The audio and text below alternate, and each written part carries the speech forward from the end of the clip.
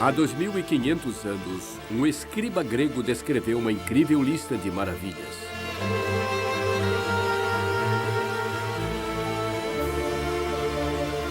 O que é visto com o olhar da mente, disse ele, nunca poderá ser destruído.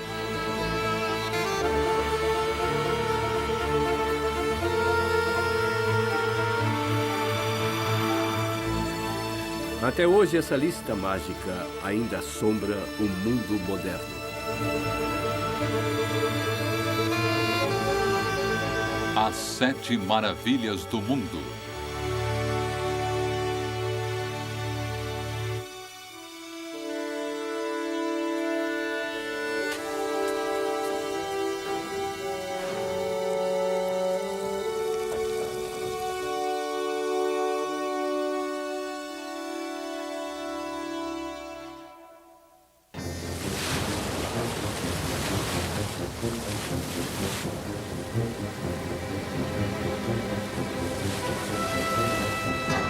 O capitão está procurando um porto seguro. Ele procura Alexandria, no Egito, numa costa rasa e perigosa. As correntes são traiçoeiras.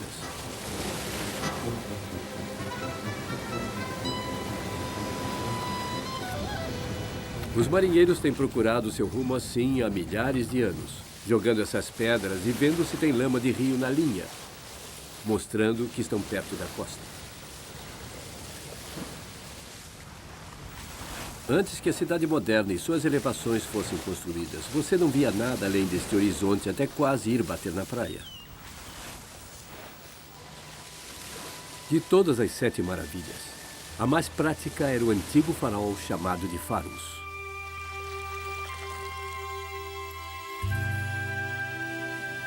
Ele ficava aqui, construído em 285 a.C. Era uma das 7 maravilhas do mundo. Você podia vê-lo a 50 quilômetros em alto mar, marcando a antiga cidade de Nepal, uma luz mágica que as lendas medievais diziam que queimava as velas dos barcos inimigos. O Faros fez mais do que guiar a navegação antiga. Ele simbolizava e celebrava uma das experiências mais espetaculares da humanidade: o nascimento da cidade moderna, a metrópole mágica.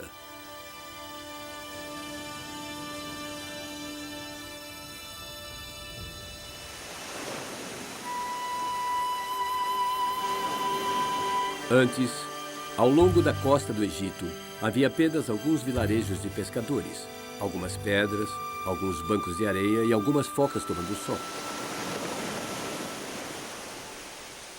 Então, Alexandre o Grande chegou. Ele estava fazendo um império que se estendia do Egito ao Afeganistão. Alexandre adorava as cidades. Ele gostava de fundar cidades. Fundou 17 cidades que chamou de Alexandria. Tinha uma atitude muito interessante em relação às cidades e aos arquitetos. Um jovem chamado Demócritus foi falar com ele e disse que tinha uma grande ideia para uma cidade. E ele disse: vou pegar uma paisagem e vou moldá-la à sua semelhança, Alexandre. E na palma desta figura estaria uma cidade inteira chamada de Alexandria. Bem, a ideia é que as nuvens se formariam na cabeça das estátuas e a água correria pelas veias do braço e alimentaria toda a cidade. Alexandre olhou para o plano e disse: eu gosto desse garoto, gosto do jeito que ele pensa, mas a cidade não vai funcionar, porque o verdadeiro sangue de uma cidade não é a água pela veia, mas o comércio. Quando Alexandre fundou a cidade, ele pensou no comércio. Olha, vou mostrar o que estou dizendo. A primeira coisa que Alexandre pensou foi numa grande praça do mercado e ele a colocou bem na praia, entre o Nilo e o mar. Aqui fica a linha da costa. E aí ele trabalhou nos vários bairros da cidade e colocou uma grande muralha em torno de tudo. 20 anos depois, Alexandre estava morto e os arquitetos expandiram um pouco. Fizeram uma passagem da praça do mercado até uma pequena ilha fora da costa. Eles fizeram um grande cruzamento. E no centro desse cruzamento, colocaram a tumba de Alexandre. Ele morreu e foi enterrado na cidade dele. Então a cidade era realmente cheia de maravilhas, muralhas, palácios, qualquer coisa que você pudesse pensar, tinha duas maravilhas especiais, o farol da ilha e a própria tumba de Alexandre. Pense no que o homem tinha feito. Ele tinha feito uma cidade a partir de suas próprias ideias. Era uma cidade cheia de egípcios, cheia de gregos, cheia de judeus. Era uma cidade moderna e multicultural e era cheia de maravilhas, cheia de templos e palácios. Era uma nova cidade para uma nova era. A lista das 7 maravilhas foi feita nessa nova era revolucionária. Duas delas, duas maravilhas urbanas, o farol de Alexandria e a tumba do rei, um mausoléu perto do mar. Os símbolos sutis da fé desta cidade no comércio, suas bases e propagandas. A antiga Alexandria está enterrada debaixo da cidade moderna. Então não há muito o que ver da antiga agitação, do mundo de Alexandre. O que existe está no museu.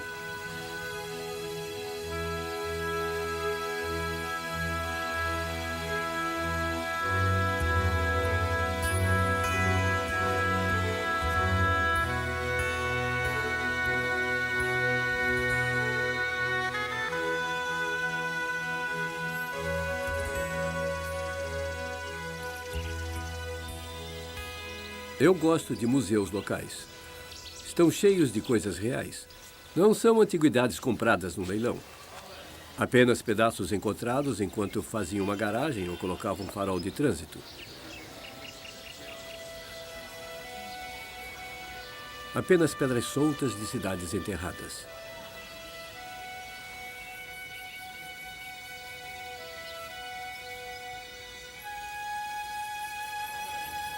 É uma graça, não é?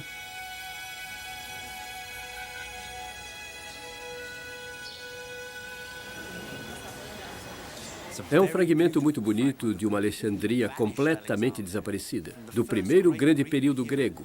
Foi feito por um grego, até mesmo a pedra vem da Grécia. Tudo passou pelo farol. Mármore, escravos, seda, joias, trigo do Egito. Este era o começo do Eldorado. Esse é o trabalho mais fino que você pode conseguir. Todo desaparecido.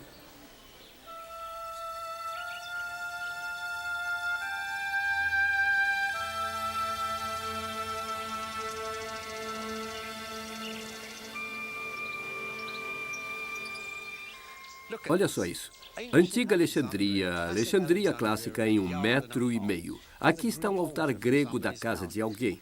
Aqui temos um texto grego na base de uma estátua. E aqui está um egípcio nativo, mas vestido com seus melhores mantos gregos. Os alexandrinos adoravam se mostrar. E isso é uma inscrição hebreia bem rara da antiga Alexandria.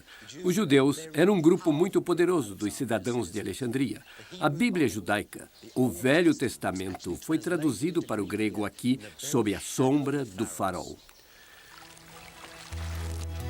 Então, o farol sinalizava, muito mais do que um porto seguro. Ele caiu finalmente no terremoto de 1375. Estas podem ser algumas de suas pedras banhadas pelo mar. Ele ficava na ponta da muralha do porto. Esta esplêndida fortaleza medieval antiga, construída pelo sultão Mamaluk Qiaitbay, está sobre suas fundações.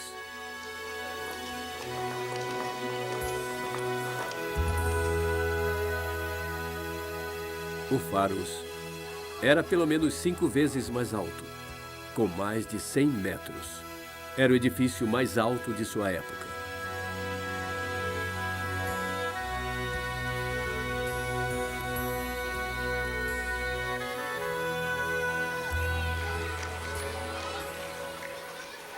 Hoje, as crianças vêm aqui em excursões escolares.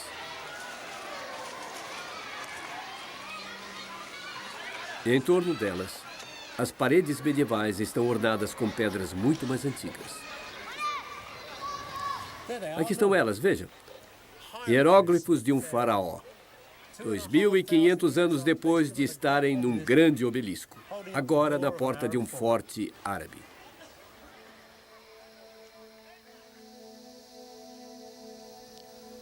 Bem no meio da fortaleza, eles construíram uma mesquita. O interessante dessa mesquita é que não está virada como a maioria para Meca. Estamos sobre as fundações do antigo farol. E assim está para norte, sul, leste e oeste, como o velho farol ficava. E se você olhar para cima só por um instante, veja esta grande torre. O que você está vendo de verdade é o fantasma de um farol. E com o olho de nossa mente podemos ver homens e burros carregando combustível para o topo.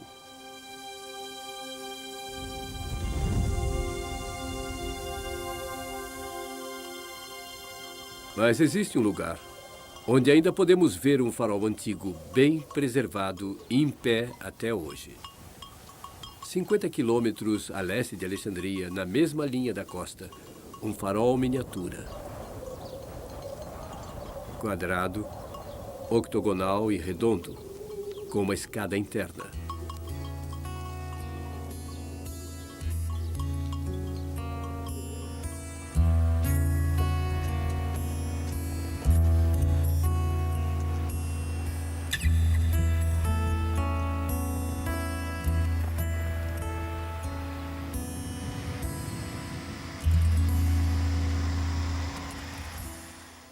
Era assim que o farol verdadeiro se parecia em Alexandria, só 10 vezes maior do que este, com algumas estátuas e inscrições.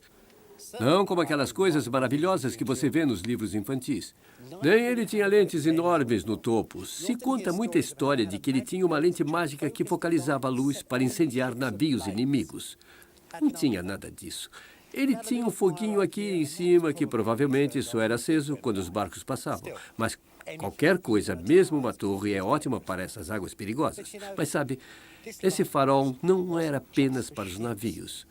Este pequeno aqui está sobre uma tumba, faz parte de um complexo de tumba. Isso, a luz para guiar o espírito do morto que estava vagando pelo Egito de volta para o seu corpo de novo.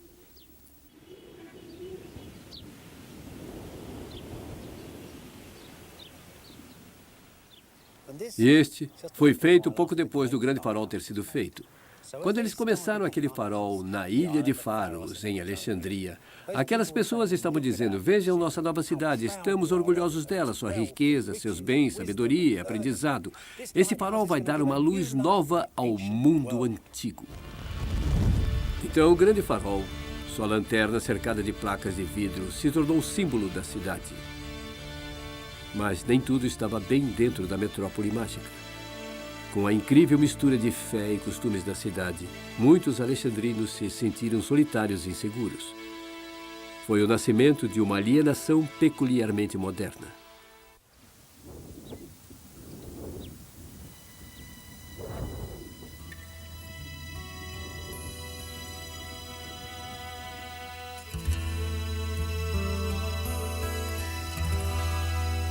Estas são as tumbas não escavadas dos antigos reis de Sardes, a capital da Lídia na Turquia Ocidental, onde o dinheiro foi inventado.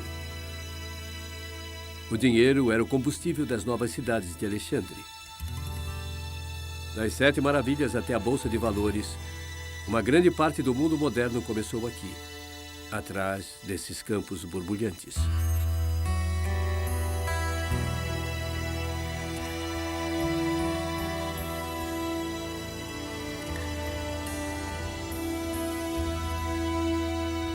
A cidade de Sardos ficava no final de uma lendária rota de comércio que ia para a Pérsia e a Rota da Seda.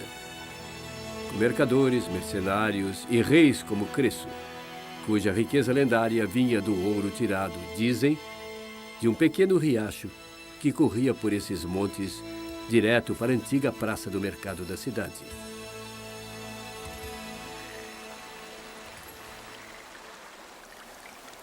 Não preciso dizer que faz tempo que os arqueólogos estão interessados em Sardos. Eles não encontraram a lendária praça do mercado do rei Creso, mas o que eles encontraram foram as próprias oficinas onde o mundo moderno foi forjado.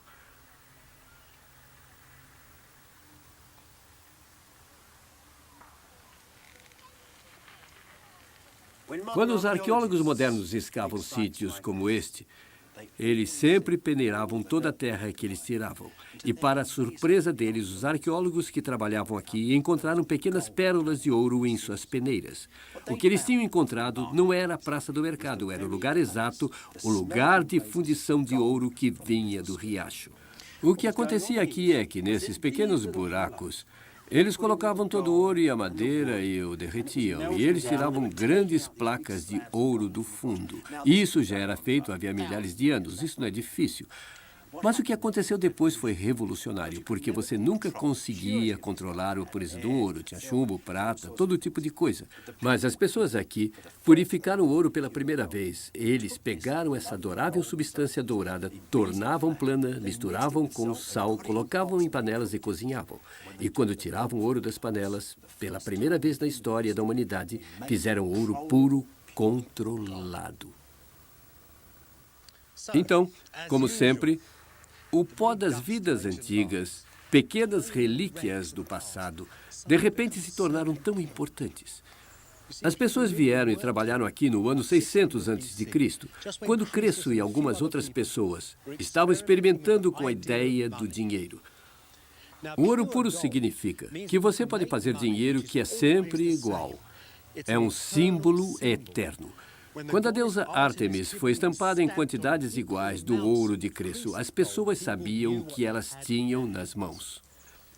Dentro de 50 anos, havia bancos avarentos, mercadores, a praça do mercado, homens que viviam de comprar e vender. Esta ideia de um único valor abstrato que você pode segurar na sua mão chegou ao mundo pela primeira vez. Dinheiro. Grandes sacos de dinheiro que serviram para construir muitas das novas cidades de Alexandre e algumas das 7 maravilhas também. Como era de se esperar, quando Alexandre morreu em 323 a.C., seu império rapidamente se dividiu em reinos menores, cada um deles governado por seus generais e seus banqueiros. Cada cidade estava sozinha. As muralhas da cidade se tornaram a armadura da cidade, se tornaram tão grandes e magníficas que algumas delas eram consideradas maravilhas por si só.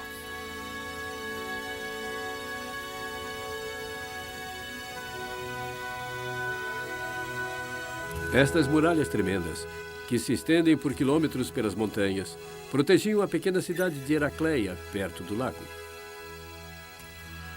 São monumentos enormes para uma insegurança geral antiga. O novo homem, em seu admirável mundo novo, estava apavorado. Cidades frágeis colocadas em conchas afiadas. Hoje em dia, a dor e a energia que criou essas pedras brutais parecem ter sido varridas, e o que sobrou foram ruínas agradáveis. A maioria das cidades de Alexandre também sumiram. Mas na Turquia Ocidental, algumas delas, como Heracleia, ainda permanecem com todas as suas maravilhas em ruínas, seus templos e suas estátuas.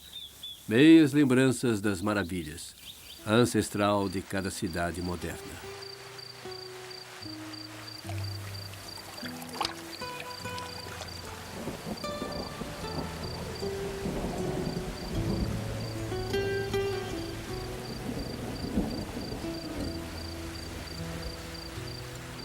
Praíni, na Turquia Ocidental, é a mais preservada de todas as cidades helenísticas. Casas, praças de mercado, templos, mausoléus, ruínas raras, cheias dos medos e esperanças das pessoas das metrópoles mágicas. Visitando Praíni hoje, você ainda pode experimentar o sabor autêntico das pessoas da Era das 7 Maravilhas.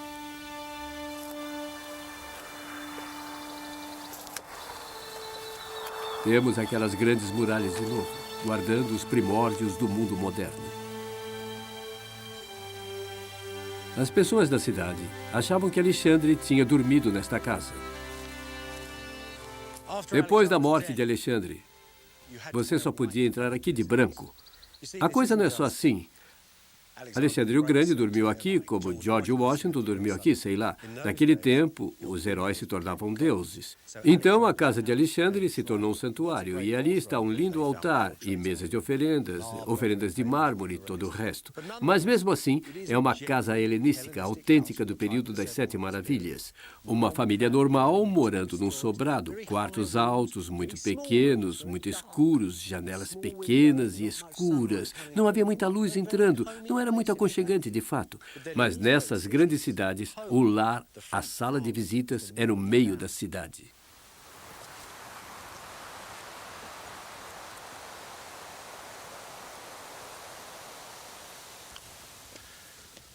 E no final de cada rua, como em Londres, o nome. Mas aqui o verdadeiro tesouro. O tesouro de todas as cidades desse período. Isso é uma fonte, e a água saía por aqui, corria por ali, e ia direto para a rua, para todas as casas. Cada cidadão tinha que cuidar de sua parte do sistema de abastecimento de água. Uma coisa boa sobre a água daqui é que todo o sistema tinha sido construído e pago por uma mulher, a primeira prefeita mulher do lugar, uma senhora chamada Philly. É um papel raro para mulheres na sociedade daquele tempo. Nas casas, por exemplo, eram mantidas separadas. Mas não havia nada que as impedisse de entrar na vida pública. E muitas vezes entravam. Philly fez este maravilhoso sistema de arquidutos e gravou isso numa inscrição a muito orgulho cívico aqui.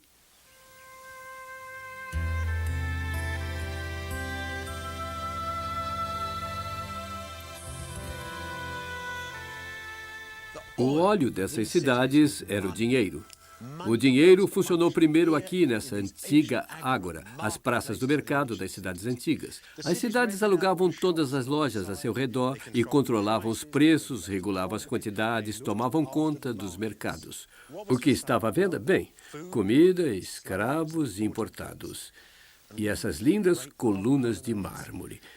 Era aqui que os cidadãos antigos, os homens livres, passeavam para tomar um ar.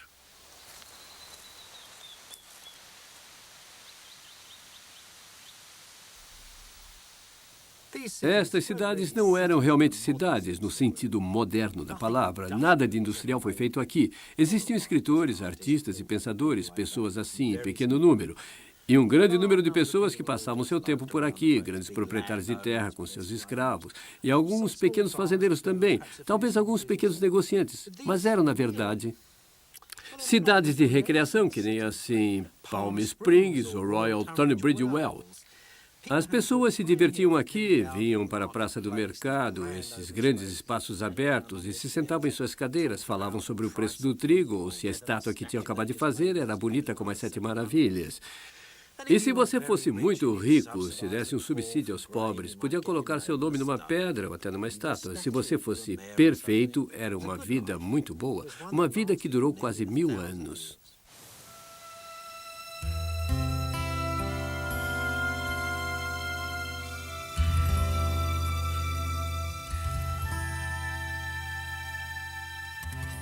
Esta é a Câmara do Conselho. 640 dos homens mais ricos de Prini vinham para esta sala para falar sobre tudo, desde o preço dos grãos até contratar um médico da cidade.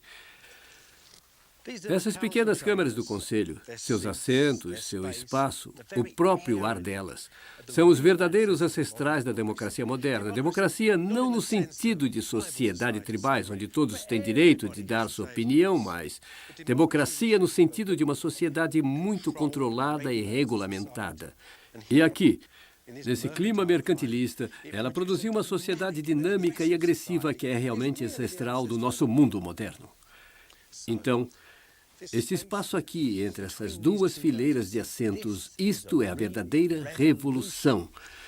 Se você se voltar para sociedades mais antigas do que essa, você pode andar por 1 milhão de estradas antigas, vidas passadas antigas, entrar em templos, em cidades que podiam ser enormes, mas nunca encontrariam um espaço assim, com os rostos olhando sentados um na frente do outro. Aquelas sociedades antigas são instintivas, se moviam como cardumes de peixes. Mas aqui, os homens estão olhando, estão observando, ouvindo outros pontos de vista, ponderando, julgando as coisas, estão fazendo listas como a das 7 Maravilhas. É realmente o ancestral do mundo moderno.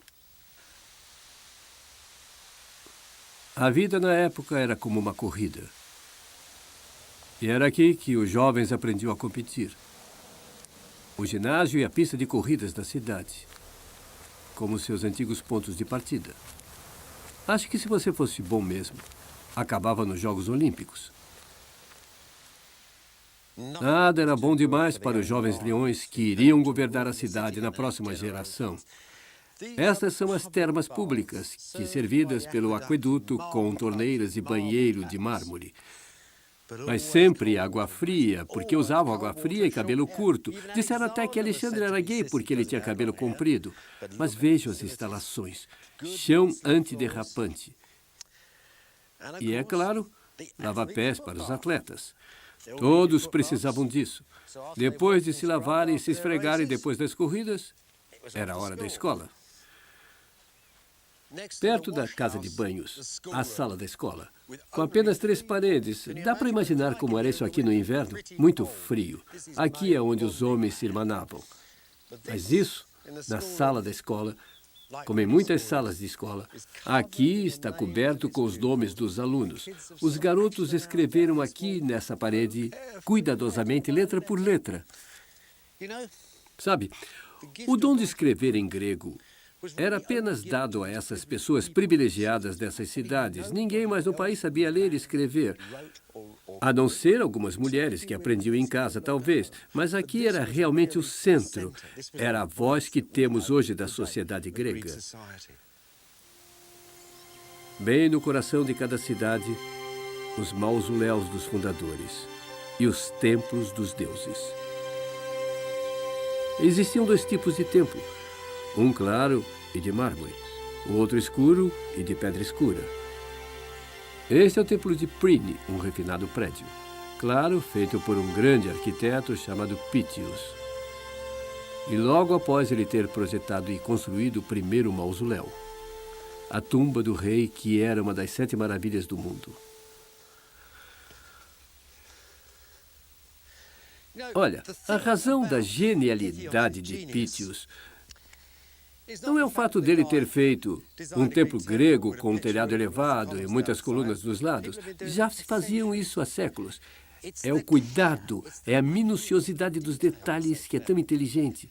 Ele tinha acabado de fazer um mausoléu e tinha voltado para o símbolo na forma mais clássica de templo. E esse pedaço, por exemplo, está a 20 metros no ar. Dá uma olhada nele. É correto. Em cada pequeno detalhe, como um circuito impresso, mas como o mais belo circuito impresso que você já viu. A genialidade está nos detalhes. O que esse homem está fazendo é um exercício clássico de perfeição.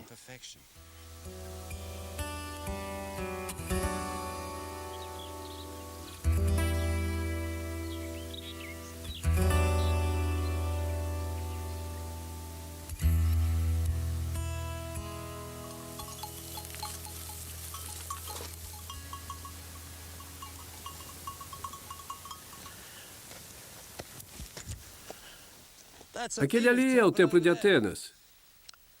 Estou indo para um outro, não menos importante para a cidade, mas não tão bonito. É o Santuário de Deméter, a misteriosa deusa da fertilidade e da morte. A filha de Deméter tinha sido raptada pelo deus Hades. E todos os anos ela ia ao mundo subterrâneo e sempre ela voltava com o grão germinado. Olha, não comece a pensar que essas antigas religiões gregas são um tipo de cópia mal feita de ensaios sobre mitos gregos e romanos. Era um sistema pelo qual se podia viver. Pense num exemplo. Existe um lindo epitáfio numa lápide que diz que os pais estão escrevendo para o cara que leva os mortos até Hades.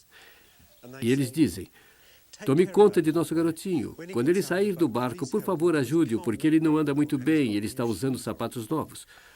Ora, quando as pessoas estão pensando assim, estão recebendo o consolo de um sistema. Esse é um sistema que funciona e dá a eles algum tipo de ordem para o mundo. Não sobrou muito do corredor de mistérios de Deméter agora. Sempre foi de uma arquitetura simples e banal. E as coisas que aconteciam aqui eram tão misteriosas que nós ainda não temos a menor ideia do que eram. Quando os escavadores alemães cavaram essas passagens, eles encontraram estatuetas extraordinárias enterradas. Eram figuras obscenas, como a da deusa Bobo, cujo rosto se misturava estranhamente com sua genitália. Não se vê tipo de figuras nos livros, vê? Na verdade, é uma das coisas que os historiadores sempre tendem a negligenciar. Quando se pensa nessas cidades, não se pensa muito em erotismo ou sexualidade, mas estavam cheias disso. Haviam estátuas fálicas de todo tipo, havia uma arte erótica extraordinária acontecendo nos menores detalhes e uma literatura erótica maravilhosa também. Bem, estas cidades eram quase como organismos vivos e a sexualidade, então, era a sexualidade da cidade, era o poder, a potência do Estado. Era, é claro, um conceito que a cidade cristã de Deus rejeitava inteiramente. Os cristãos também rejeitavam a ideia grega da morte. Um mundo subterrâneo, um buraco frio e escuro, cheio das sombras e espíritos dos mortos. E aqui chegamos no coração estranho da metrópole mágica. Eu sou Mausolo, rei da Cária. Eu era alto, bonito e vitorioso da guerra. Sobre mim, aqui em Bodrum, está uma tumba que nenhum outro homem morto já teve. Adornada com mármore de homens e cavalos esculpidos como se fossem verdadeiros em fino mármore. O rei Mausolo está falando conosco do mundo subterrâneo, pelas obras de um grande filósofo grego. Alexandre teria visto a grande tumba do rei Mausolo, o mausoléu, quando ele tomou Halicarnasso, agora Bodrum, no sudoeste da Turquia. A tumba do fundador da cidade, no centro da cidade, um enorme edifício construído pelos escultores gregos mais famosos. É uma das 7 maravilhas do mundo. Em 352 a.C., no dia em que enterraram o rei Mausolo, eles mataram um rebanho de ovelhas nesses degraus e bois pendurados pelas pernas. Eram sacrificados para que o sangue corresse por aqui. Corresse na direção da maior tumba que o mundo já tinha visto, uma das Cassandras do mundo, uma tumba tão grande que deu nome a todas as tumbas desde então como mausoléus. E esta grande pedra era a tampa que lacrava a câmara funerária. Os antigos escritores costumavam dizer que a tumba do rei Mausolo parecia pairar sobre a cidade numa nuvem prateada, mas agora flutuou para bem longe daqui. E tem uma marca aqui que nos dá uma pista de onde foi parar parte dela. Estão vendo isso? Isso intrigou filólogos clássicos durante anos. Na verdade, a maior parte do povo britânico com mais de 50 anos sabe exatamente o que é isso. É a marca do Departamento de Guerra britânico. O mausoléu foi encontrado por um professor britânico, escavado por um homem do Museu Britânico. A Marinha e o Exército britânicos, com a ajuda do embaixador britânico em Constantinopla, carregaram 218 caixas de mármore no HMS Georgian. O homem do Museu Britânico escreveu isso. O porão está muito cheio, mas ainda temos espaço para esculturas no deck. Mas pode ser necessário descarregar as armas de Malta. Mas nem todo o mausoléu tinha ido para Londres. Mausolo tinha deixado uma quantidade enorme de pedras antigas para trás. Muito antes dos arqueólogos chegarem, muito já tinha acabado como propriedade dos cavaleiros de Malta, em seu grande castelo dos Cruzados da Bahia. O Castelo de São João. Por todo o século XV, os cavaleiros saquearam a antiga cidade para transformar em fortaleza. Cada parede foi feita com prédios antigos. Olha, aqui você pode ver como esses blocos foram reaproveitados, vieram realmente de templos gregos. Aquela coisa redonda ali, com essa extremidade irregular. Aquilo é um pedaço de coluna. Parece um salame. E é uma boa analogia, porque esse aqui é um cavaleiro italiano. Olha o brasão de armas dele. E em cima, para proteger o brasão de armas, mais 2 pedaços do templo colocados na parede. O de cima foi usado pelos cavaleiros para proteger a inscrição. Se você olhar mais embaixo, vai ver o nome do cavaleiro, um homem chamado Angelo Muscatola. Esta é a torre italiana e foi construída em 1436. Isso foi 60 anos depois dos cavaleiros começarem a derrubar o mausoléu. Temos que procurar os fragmentos do mausoléu em outro lugar no jardim.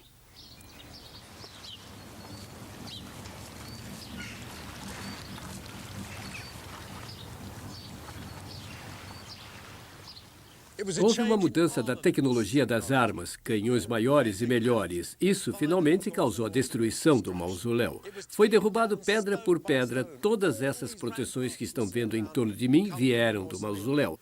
Foram feitas para que as novas bolas de canhão apenas rebatessem nelas. Essas lindas pedras grandes, quadradas, onde estou andando, era o centro, o coração do mausoléu. E o grande portal de mármore acima da minha cabeça, os fragmentos da maravilhosa arquitetura de Pítios. E aquele mármore branco ali, só Deus sabe o que era antes do comandante militar gravar seu nome em cima dele. Gatinai, 1513. Desde que os cavaleiros de Malta derrubaram o mausoléu, não foram poupados esforços para reconstruí-lo. É um grande jogo. Não há muito com o que começar. Apenas um texto romano confuso. Os fragmentos da sua arquitetura que foram levados para Londres. E o trabalho dos arqueólogos. Esta tumba recentemente escavada no vilarejo de Belev, perto de Halicarnasso, deve ter sido feita para um rei sírio. Parecia muito com o mausoléu, e foi feito um século depois dele. Aqui podemos ver alguma coisa sobre o tamanho real do mausoléu. Os detalhes são soberbos. Mas o mausoléu de Pítios era provavelmente mais refinado.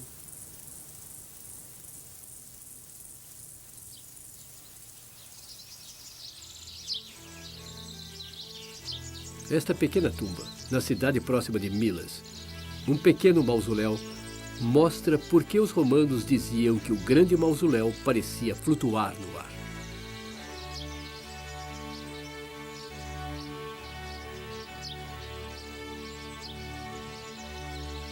O teto é muito inteligente. Várias pedras todas encaixadas. Uma das ideias mais originais de Pítios.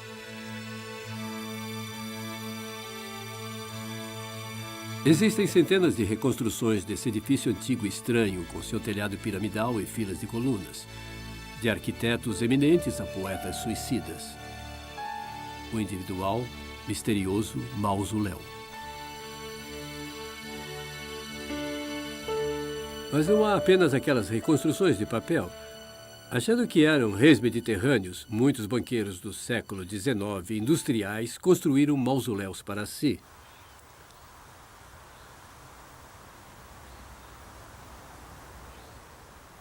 Para os arquitetos do século XIX, que estavam muito envolvidos com o estilo histórico, o mausoléu era um símbolo de excelência arquitetônica. Não apenas tumbas imitavam o mausoléu, mas muitos arranha-céus. Mas não ouvimos falar muito quem é que quer saber quem está trabalhando numa tumba. Enfim, esse mausoléu aqui, a tumba mais cara do cemitério de Highgate, foi criada para um banqueiro chamado Julius Baer.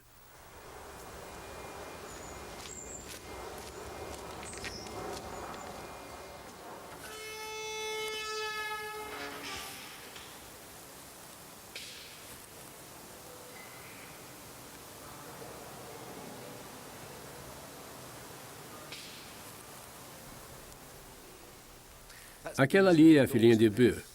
Ela morreu muito jovem. E ele pegou um escultor acadêmico muito famoso, para fazer esse retrato bem emotivo dela, entrando nos braços da morte. Como o rei Mausolo contratou escultores para o seu mausoléu. Bem, o arquiteto, que se chama Joe Scott, ele se divertiu bastante aqui. Ele pegou alguns pedaços das velhas restaurações que estavam acontecendo quando ele estava desenhando o lugar e ele colocou junto as lembranças de suas férias na Itália e Bizâncio e coisas assim. Bem, dá para ver que as pessoas estavam querendo copiar o mausoléu. Era um prédio muito famoso, mas o que nenhuma dessas cópias revela é por que o mausoléu era tão famoso. Em padrões gregos, não era um prédio muito grande, nem era muito bonito, tinha uma forma bem feia para um prédio grego. Então, por que era tão famoso? Bom, para responder esta pergunta, temos que voltar àquele texto antigo. Lembra daquele texto de Mausolo? Eu sou Mausolo, rei de Cária. Sobre mim está minha tumba em Bodrum, uma tumba coberta de finas esculturas de homens e cavalos.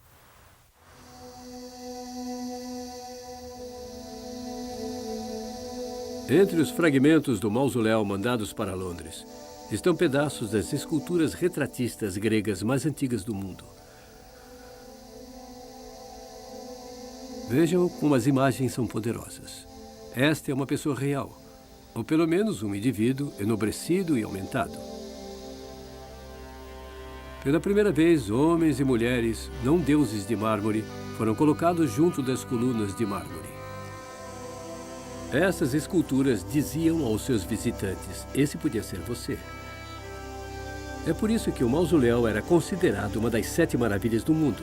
Ele conferiu orgulho aos cidadãos da metrópole mágica.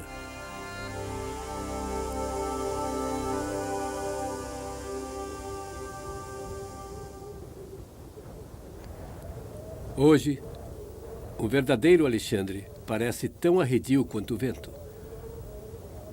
Mas as histórias mais simples da sua vida nos contam alguma coisa sobre seu tempo. A Era das 7 Maravilhas. Uma fábula diz que Alexandre e alguns amigos viajaram da costa do Egito até o Saara.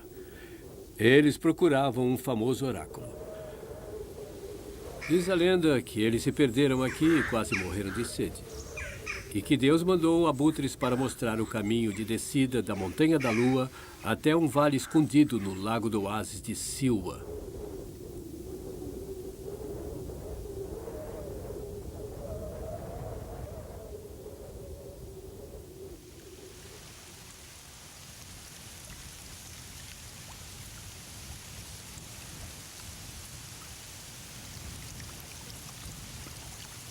E no centro dele, junto das palmeiras, o templo do oráculo.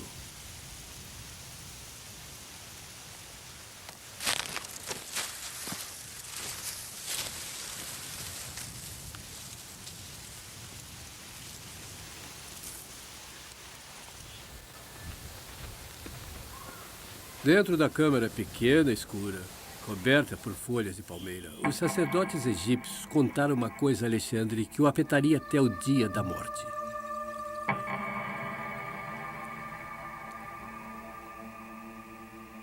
Ninguém sabe o que foi e nunca vamos saber.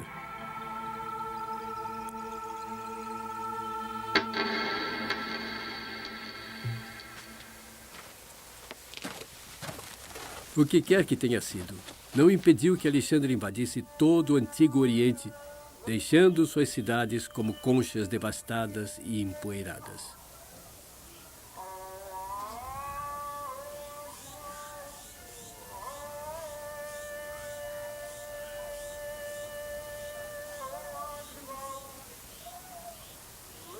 Claro, as pessoas ainda moravam nelas depois da era de Alexandre, mas foram mudadas para sempre. Os gregos confiantes e brutais mostraram a eles um outro tipo de cidade, um outro modo de ser.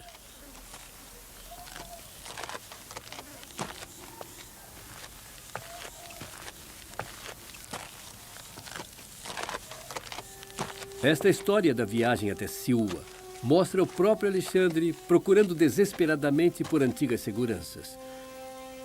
E talvez tenha sido isso que ele descobriu no Templo do Oráculo. Que na metrópole mágica, com toda a sua agitação, ainda é possível viver com sucesso sem um passado.